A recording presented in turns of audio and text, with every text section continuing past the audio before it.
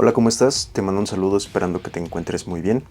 Y la principal finalidad de este video es enseñarte cómo funciona la escala del RPE, también conocida como escala del esfuerzo percibido. Consiste en calificar el grado de esfuerzo que percibimos durante un ejercicio con una cierta carga. La escala va del 1 al 10, no obstante todo lo que esté por debajo del 5 pierde bastante precisión y por este motivo lo llamaremos fuera de escala o no cuantificable. Si la relacionamos con la escala del RIR, básicamente se encargan de medir la proximidad al fallo. Un RP de 0 implica reposo total. Por lo tanto, no me tomaré la molestia de explicar que no tiene utilidad para el entrenamiento de fuerza. Pero, del RP1 al RPD4 se considera un esfuerzo mínimo, no tan cuantificable al no haber un esfuerzo percibido, aunque en la realidad es una zona interesante para la dosificación del ejercicio terapéutico y protocolos de rehabilitación, donde lo que se busca es generar una exposición gradual a los estímulos o rangos de movimiento que generan dolor cuando se trata de algún proceso lesivo. Lo realmente interesante viene a partir de un RPD5, ya que es considerado un esfuerzo suave, ideal en estrategias empleadas a la rehabilitación, vuelta al entrenamiento y por supuesto la zona de calentamiento, específicamente hablando de las aproximaciones, o incluso periodos de la preparación donde buscamos una recuperación activa como las semanas de descarga, semanas de bajo estrés o bloques pivot, con la principal finalidad de ayudarle al sistema nervioso central a disipar la fatiga acumulada de un bloque de alta exigencia. Un RPD6 es un esfuerzo suave, donde la carga se mueve a velocidad siempre y cuando el atleta imprima la máxima intención en la fase concéntrica de un levantamiento. En este grado de esfuerzo somos realmente capaces de acelerar en esa fase positiva. Si la relacionamos con la escala del RIR, equivaldría a un RIR 4, lo que significa que podrías realizar 4 repeticiones más antes de fallar. En el RPD7 se acaba lo suave, ya que es considerado un esfuerzo moderado. El peso se mueve aún rápido aplicando una gran cantidad de fuerza, pero hay un descenso de velocidad visible en comparación con el grado anterior. En este grado de RP pudieran aparecer sticking points o puntos de estancamiento, pero si llegaran a aparecer serían puntos de estancamiento suaves y apenas perceptibles, que no van a implicar un obstáculo real para terminar una serie o un protocolo. Esto equivale a un RIR 3. En el RP8 el esfuerzo ya es considerado un esfuerzo alto. La carga ya se percibe pesada aún queriendo aplicar velocidad. Hay un descenso de la velocidad cada vez más pronunciado en comparación del RP anterior. Incluso ese descenso pudiera convertirse fácilmente en un sticking point algo más robusto, pero no implica que sea una lucha capaz de comprometer una serie. Esto equivale a un RIR 2, es decir, 2 repeticiones antes de fallar. El RP9 ya es un esfuerzo bastante alto. La ejecución es dura, la velocidad se reduce considerablemente. El sticking point que se presenta en este grado de esfuerzo, además de ser muy visible, puede suponer un gran obstáculo para vencer, por lo que se requiere una gran capacidad de pelea para salir de ahí. Esto equivale a un RIR 1. Y por último, el RPD10, que es básicamente un esfuerzo máximo, el más alto que se puede sentir en un levantamiento. La velocidad es claramente más lenta que en el grado de RP anterior. Se requiere una gran capacidad de lucha para ejecutar un levantamiento en este grado de esfuerzo, además de que aparece el punto de estancamiento más pronunciado que vas a sentir en una ejecución. Si tú intentaras hacer una repetición extra después de llegar a una RP de 10, esa repetición la vas a fallar, por lo que este esfuerzo equivale a un RIR 0.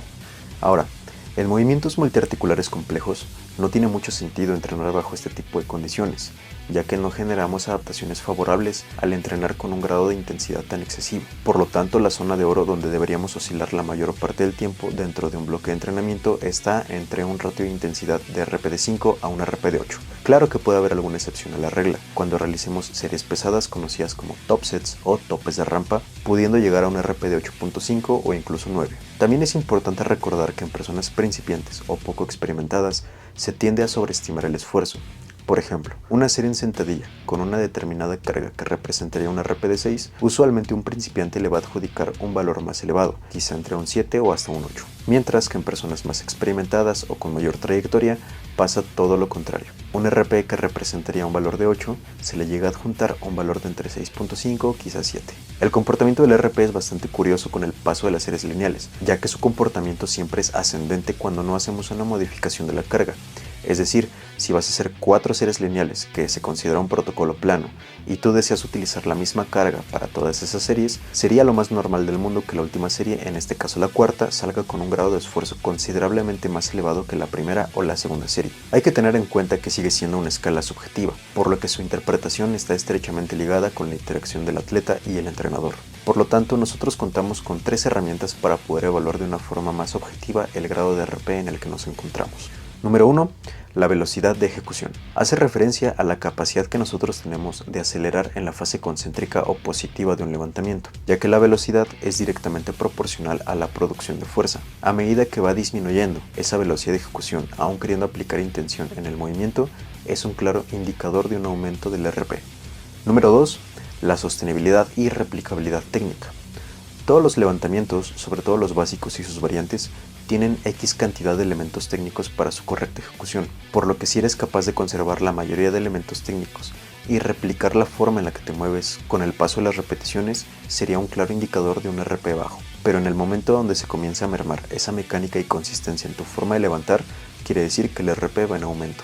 Y por último, que por cierto es el factor menos importante, son las sensaciones, ya que se pueden ver sesgadas por múltiples factores. Por ejemplo, una serie de altas repeticiones, miedo, duda o falta de intención, ejercicios nuevos, cansancio, simple aburrimiento, factores ambientales como mucho calor o mucho frío, e incluso temas emocionales como la tristeza, el enojo o la melancolía. Por todas estas razones es muy importante la retroalimentación o feedback que te dé tu entrenador para poder llegar a una media en la percepción del esfuerzo. Por ejemplo, si el atleta sintió una ejecución a un RP de 8 y el entrenador la ve y la percibe a un RP de 7, entonces la media será un RP de 7.5. Recomendación fundamental: grábate.